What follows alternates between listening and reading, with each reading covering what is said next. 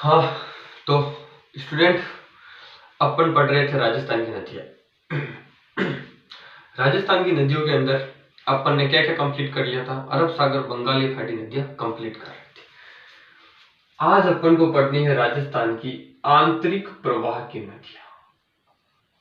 आंतरिक प्रवाह की नदियाँ, आंतरिक प्रवाह की नदियाँ पढ़नी है। आंतरिक प्रवाह की नदियों में जो सबसे फेमस नदी आती है उस नदी का नाम है गग्गर नदी। बस जो बात बताऊं वो याद रखना। सबसे पहले किसी नदी को पढ़ने के लिए उसका उद्गम स्थल अपन को क्या होना चाहिए, याद रखना होना चाहिए। ये रहा राजस्थान। राजस्थान का उत्तरी हिस्सा में यह है अपना शिवालिक। शिवालिक जो हिमालय का तीसरा पार्ट है। शिवालिक, शिवालिक यहाँ है एक कालका माता का मंदिर, यानी शिवालिक, शिवालिक कालका माता का मंदिर। यहां से इस नदी का क्या होता है, उद्गम होता है। यहां से आती है ये पंजाब, पटियाला और एक हनुमानगढ़, ये राजस्थान के दोनों जिले। ये तो रहा हनुमानगढ़ और ये रहा गंगा नगर। हनुमानगढ़ की एक तहसील है, उस तहसील का नाम है टिब्बी। यानी यह राजस्थान में जो गग्गर नदी की प्रवेश होती है या एंट्री होती है ना, वो हनुमानगढ़ की एक तहसील है टिब्बी। यहाँ से गग्गर नदी राजस्थान में क्या करती है, प्रवेश करती है। यहाँ से प्रवेश करती है, थोड़ा आगे आती है, आगे आती है गग्गर नगर यानी हनुमानगढ़ में बहती है। इस नदी के किनारे दो सभ्यताएं हैं। एक तो है कालीबंगा यानी काली पीली टोकने का नहीं, एक तो है कालीबंगा और एक है पीलीबंगा। कालीबंगा सभ्यता के बारे में कुछ विशेष बातें हैं जो आपको बता रहा हूं, आप अपनी नोटबुक में नोट कर लेना। कालीबंगा सभ्यता की खोज, दो शब्द आते हैं, ए पहले आता है, बी बाद में आता है। अमलानंद घोष ने की थी 1951 से 52 में। कब की थी? 51 से 52, 1900। और बीके लाल थापड़ और ब्रजवासी लाल ने 61 से 69 के अंदर क्या थी, खुदाई की थी। खोज और खुदाई में हमेशा क्या होता है, अंतर होता है। खोज का मतलब किसी चीज का पता लगाना और खुदाई का मतलब होता है उसको खनन करके बाहर निकालना। अमलानंद घोष और बीके लाल थापड़ यानी एक के लाल, ब्रजवासी कृष्ण। कालीबंगा का मतलब क्या था? कालीबंगा का मतलब होता है काली चूड़ी। कालीबंगा का मतलब था काली चूड़ी। और उसके पश्चात यहाँ पर जो खेत मिले थे ना, यहाँ पर जो घर मिले थे ना, वो किस में मिले थे? समकोण पे मिले थे। समकोण पे क्या मिले थे? घर मिले थे। इसे सिंधु घाटी सभ्यता की तीसरी राजधानी माना जाता है। और यहाँ पर सबसे पहले जुते हुए खेत के प्रमाण मिले थे। और यहाँ की जो घर थे ना, घरों के बीच में क्या मिली थी? बड़ी बड़ी दरारें पड़ी हुई थी। मतलब घरों के बीच में दरारें थी। दरारें के कारण यहाँ पर किसके अवशेष मिले थे? भूकंप के अवशेष मिले थे कालीबंगा सभ्यता में। यहाँ क्या मिली? एक खोपड़ी मिली। खोपड़ी के ऊपर छेद थे। छेद का मतलब पता चला कि कालीबंगा सभ्यता में शल्य चिकित्सा का क्या किया जाता था? इलाज किया जाता है। उसके पश्चात और बातें याद रखना चाहो तो यहाँ पर बड़े बड़े स्नानागार, अन्नागार, ये सभी सभ्यताओं में मिले। सभ्यता का क्वेश्चन हर एक एग्जाम में पूछा जाता है, भले रीट, पटवार, कांस्टेबल, कोई सा भी एग्जाम दो, राजस्थान में सभ्यता का क्वेश्चन पूछा ही जाता है। और कालीबंगा सभ्यता सिंधु सभ्यता की तीसरी राजधानी मानी जाती है। उसके पश्चात और बातें याद रखना चाहो तो वो जो इंपोर्टेंट बातें हैं वही याद रखना बस यहाँ पर। और यहाँ पर क्या मिले थे? कुछ मकान पक्की ईंटों के थे और कुछ थे कच्ची ईंटों के। जैसे अपन कोई कच्चा मकान देखते तो क्या बोलते हैं कि ये कोई गरीब व्यक्ति है, यानी कालीबंगा सभ्यता को दीनहीन की क्या कहा गया था? बस्ती कहा गया था। और पीलीबंगा सभ्यता भी हनुमानगढ़ में मिली, गग्गर नदी के किनारे मिली। उसके पश्चात यहाँ रामदेव बाबा की मूर्ति मिली, एक पीपल का पेड़ मिला था, छोटा सा पीपल का पेड़ मिला। बस ये भी सिंधु घाटी सभ्यता की ही थी। और इसी नदी के किनारे एक है दुर्ग, या छोटा सा क्या बना हुआ है? एक दुर्ग। उस दुर्ग का नाम है भटनेर दुर्ग। भटनेर दुर्ग की कुछ इंपॉर्टेंट बातें हैं जो मैं आपको यहीं पे कंप्लीट कर दे रहा हूँ। राजस्थान में जो दुर्ग है ना, वो दुर्ग में राजस्थान तीसरे नंबर पे चलता है। सर्वप्रथम दुर्गों में फर्स्ट नंबर पे महाराष्ट्र, उसके बाद में मध्य प्रदेश यानी बिहार, और उसके पश्चात चलता है दुर्गों में फर्स्ट तो महाराष्ट्र, दूसरे नंबर पे यूपी, तीसरे नंबर पे राजस्थान। तो बटनेर दुर्ग, बटनेर दुर्ग यानी बाटी बनाएंगे ब से, बटनेर ब से बाटी, यानी बाटी की क्या है यह मरोड़। किसने बनाया था? भूपत बाटी ने बनाया था। इसका निर्माण किसने कराया था? भूपत बाटी ने बनाया था। इसके पश्चात इसका जो शिल्पी था ना वो कौन था? केकया, यानी कारीगर जो मिस्त्री था ना केकया था। इस दुर्ग में ईंट का प्रयोग। दुर्ग आपको याद रखने हो ना तो दुर्ग की ओनली फॉर इंपॉर्टेंट बातें याद रखना जो किसी दुर्ग में स्पेसिफिक चीज में पाई जाती है। ये रहा अपना राजस्थान। इधर हनुमानगढ़, इधर भरतपुर आ गया, इधर चित्तौड़ आ गया, इधर जैसलमेर आ गया और इधर हनुमानगढ़। तो हनुमानगढ़ का जो बटनेर दुर्ग है ना वो उत्तरी सीमा का पहरी है और बीच में कौन सा है? अजमेर अ लिख दिया मैंने। भरतपुर, भरतपुर अपने पू यानी पूर्वी सीमा का पहरी है और पश्चिमी सीमा का पहरी किसे कहता है? जैसलमेर। और दक्षिणी सीमा का पहरी चित्तौड़गढ़ दुर्ग। और राजस्थान का हृदय अजमेर को कहा जाता है। सर्वाधिक विदेशी आक्रमण चले इसने, बटनेर दुर्ग ने क्या किया? सर्वाधिक विदेशी आक्रमण झेले थे। और राजस्थान में सर्वाधिक स्थानीय आक्रमण बीच में है तो सभी जिले इसके ऊपर आक्रमण करेंगे। तो अजमेर दुर्ग ने सर्वाधिक स्थानीय आक्रमण झेले थे और इस बटनेर दुर्ग ने सर्वाधिक विदेशी आक्रमण झेले थे। और बटनेर दुर्ग की जो तारीख है ना दुर्ग के अंदर, एक तो 1001 याद रख लेना, मोहम्मद गजनवी ने आक्रमण किया था। एक याद रखना 1398 वाली इंपोर्टेंट बात है, हिंदू प्लस मुस्लिम महिलाओं ने एक साथ छोड़। 1398 में दूलचंद था, उस पर आक्रमण हुआ था तैमूर लंगड़िया का, यानी तैमूर लंग ने आक्रमण किया था दूलचंद पर।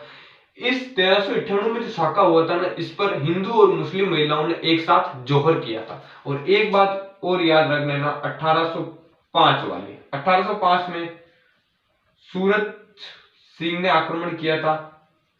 इस दुर्ग को मंगलवार को जीता था। मंगलवार के नाम से इस दुर्ग का क्या नाम रखा था? हनुमानगढ़ दुर्ग। हनुमानगढ़ दुर्ग यानी यह राजस्थान का एकमात्र दुर्ग, यानी राजस्थान का सबसे पुराना दुर्ग है ना वो बटनेर दुर्ग, वो भी भाटियों ने बनाया। और राजस्थान का सबसे नवीनतम दुर्ग मोहनगढ़, वो भी किसने बनाया था? भाटियों ने बनाया था। राजस्थान का सबसे पुराना दुर्ग भी भाटियों ने बनाया था और सबसे नवीनतम दुर्ग भी भाटियों ने बनाया हुआ है। 3 तारीखें याद रखना, बाकी तारीखें तो 7 है लेकिन एग्जाम की दृष्टि से 3 है। 1001 में मोहम्मद गजनवी का आक्रमण, 1398 में तैमूर लंगड़िया का आक्रमण, दूलचंद शासक था। उस समय हिंदू और मुस्लिम महिलाओं ने एक साथ जोर किया। राजस्थान में एकमात्र दुर्ग है जिसमें हिंदू और मुस्लिम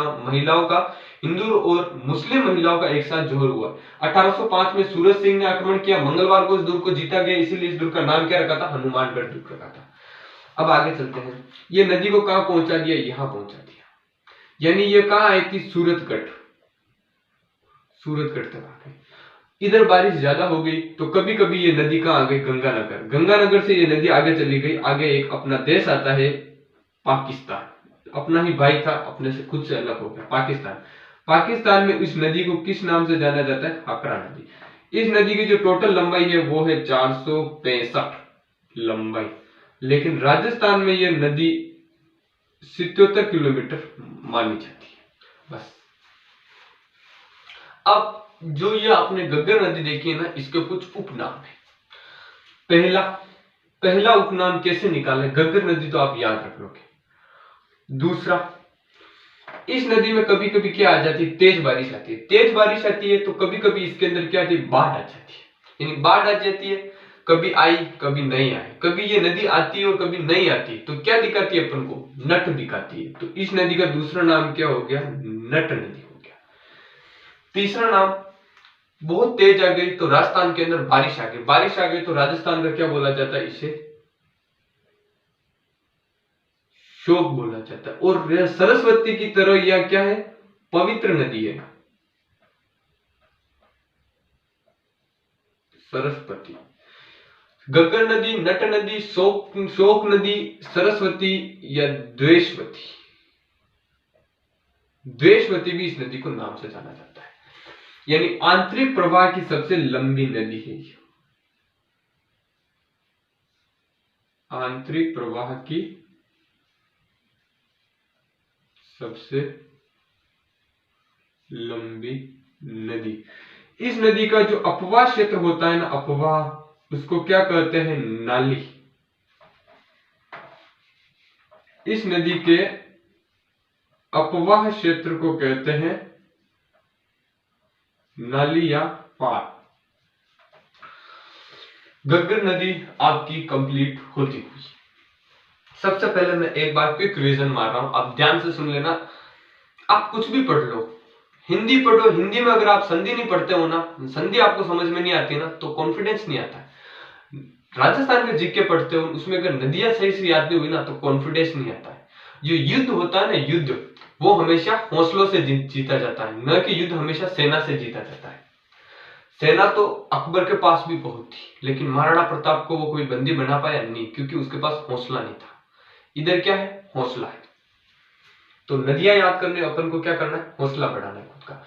सबसे पहले घग्गर नदी में याद रखना शिवालिक। शिवालिक कहाँ है? हिमालय का तीसरा पार्ट आता है। कालका माता मंदिर से निकली पंजाब पटियाला याद रखो तो अच्छी बात है, नहीं रखो तो भी अच्छी बात है, अपने राजस्थान कंपटीशन में नहीं है।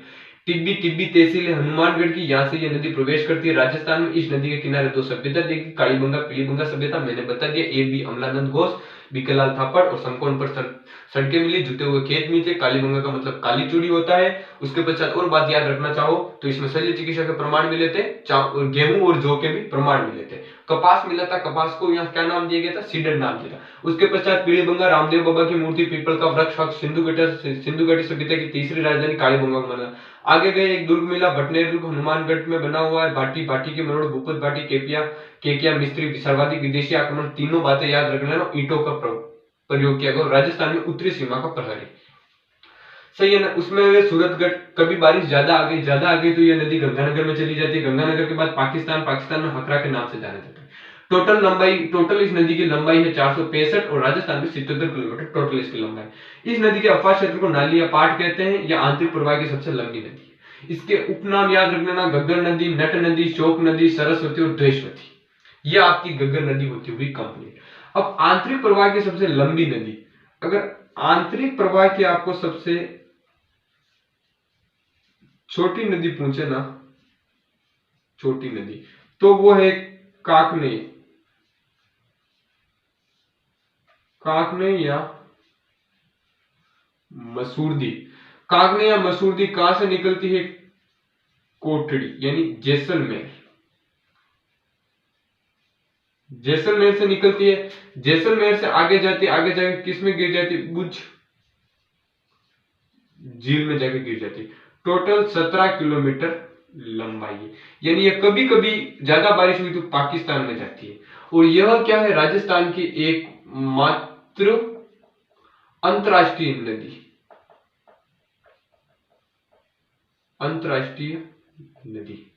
राजस्थान की अंतरराष्ट्रीय नदी। माना तो बनू, मतलब अभी तो घग्गर नदी को अंतरराष्ट्रीय नदी माना जाता है, कभी कभी जाती है। 2010 में इस घग्गर नदी में पानी ज्यादा हुआ तो बाढ़ आ गई थी। बाकी एक नदी और कंप्लीट करा दी मैंने, राजस्थान की आंतरिक प्रवाह की सबसे छोटी नदी, वो है काकने या मसूरदी। यानी कोटड़ी जैसलमेर से निकलती है, आगे जाके बुझ झील में गिरी। बुझ झील का है जैसलमेर में, मतलब जैसलमेर में नदी मतलब नाम मात्र की नदी है, बस ओनली फॉर किताबों में पढ़ते हैं, आजकल तो लुप्त हो चुकी है। 17 किलोमीटर लंबी है। यह भी कभी कभी पाकिस्तान में जा सकती है, अभी तो फिलहाल में तो नहीं गई है, लेकिन बारिश ज्यादा होगी तो राजस्थान की अंतरराष्ट्रीय नदी ऑप्शन में अगर घग्गर नदी और काकने मसूरदी दोनों जोड़े में है तो दोनों टिक करने हैं, अलग अलग है तो आपको घग्गर नदी टिक करना है वहां पर ऑप्शन में, बस। और ये आपकी राजस्थान की आंतरिक प्रवाह की 2 नदियां कंप्लीट हुई, घग्गर नदी, काकने और मसूरदी नदी। थैंक यू साथियों, आप इसी तरह अपने कंपटीशन की तैयारी करते रहें। जय हिंद साथियों।